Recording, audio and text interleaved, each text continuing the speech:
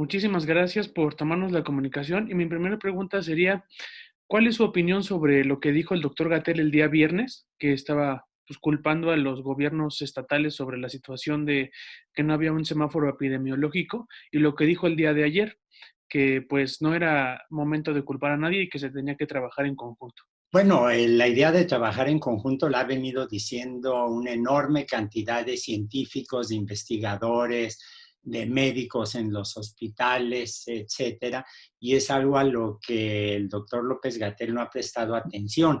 Yo creo que ahora lo que está haciendo es intentar diluir las responsabilidades, olvidándose o queriéndonos hacer olvidar que nunca bueno, que el Consejo General de Salubridad es una instancia federal. Entonces no se puede responsabilizar nada más a los estados de esa manera tan tajante. El querer hacer ahora o el pretender que se olviden el desastre que estamos enfrentando es simplemente una irresponsabilidad más de las que ha funcionado. Si uno revisa la historia de sus declaraciones, las actitudes políticas, las medidas que ha tomado, se da uno cuenta que ha habido una sucesión de fracasos que se han empeñado en ocultar, en negar o en simplemente no escuchar las críticas. Doctor, ¿qué tendría que pasar para que esta situación que se le salió de las manos al doctor Gatell cambiara para bien del país? Pues yo creo que se le salió de las manos al doctor López-Gatell porque es el vocero más visible, al que se le está saliendo de las manos en términos de conducción política, económica, sanitaria, es al gobierno federal, y a los que se les está saliendo de las manos es a la nación mexicana, que somos los que estamos pagando, vamos a pagar las consecuencias. Lo primero que hay que hacer es una revisión muy crítica, extraordinariamente crítica, de todos los errores, los fracasos que se han cometido a la fecha. La conversión hospitalaria ha sido un éxito en la Ciudad de México, un éxito relativo, según algunos colegas, pero finalmente ahí está, pero no ocurre lo mismo, por ejemplo, en otros estados donde ha habido una explosión de infectados, de enfermos y de fallecimientos. Lo segundo que tendría que hacer es dejar de tomar de prestar oídos sordos a las críticas que han estado haciendo muchísimas personas, epidemiólogos, matemáticos, físicos, biólogos, etcétera, la comunidad científica, la comunidad académica, para ver cómo se atiende el problema de una manera colectiva.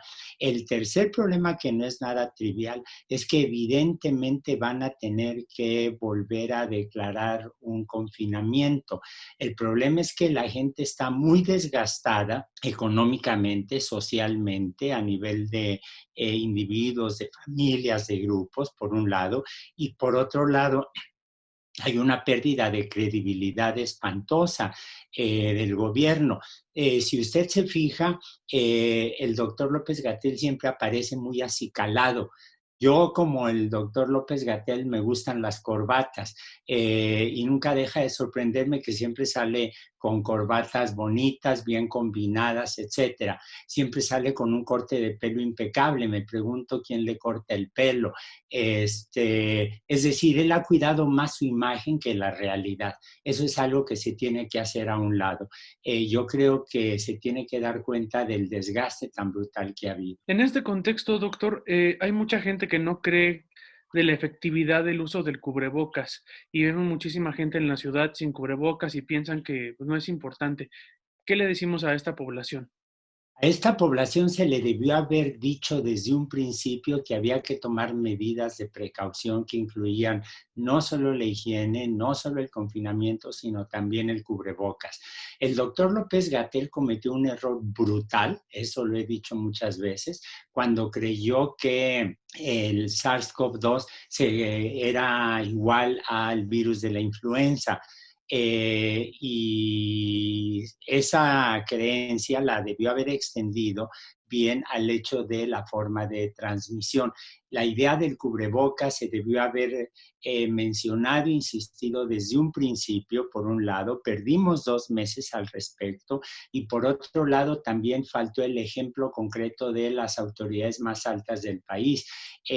Yo por primera vez vi al presidente de la República poniéndose bien un cubrebocas cuando se subió a un avión, lo cual quiere decir que estuvo dispuesto a obedecer la reglamentación de un avión, pero no atender a la responsabilidad que tenía de dar un ejemplo a la nación. Compare usted, por ejemplo, con otros funcionarios, como otras autoridades, como la doctora Claudia Sheinbaum, que consistentemente ha estado usando el cubrebocas, que aparentemente van a tener mucho cuidado sobre qué zonas se pueden abrir o no, que ha insistido en la higiene, pero esa es una actitud que se debió haber promovido desde un principio. Finalmente, doctor, ¿qué le espera al doctor López-Gatell y al gobierno federal en los meses restantes de este año y del próximo con el COVID-19?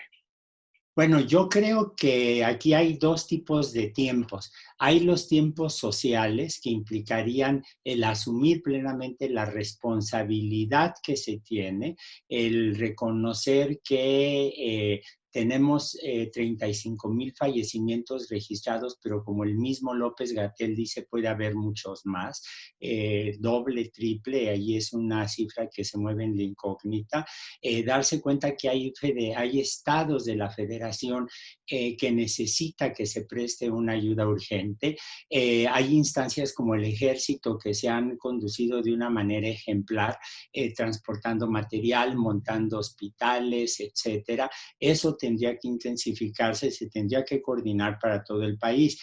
Está el otro problema, que son los tiempos políticos, el otro tiempo distinto. Evidentemente, si uno revisa las actitudes del gobierno federal, de la presidencia de la República, lo que les preocupa más son las elecciones, porque el periodo político empezará ya, digamos, en un par de meses, pensando en las elecciones del 2021.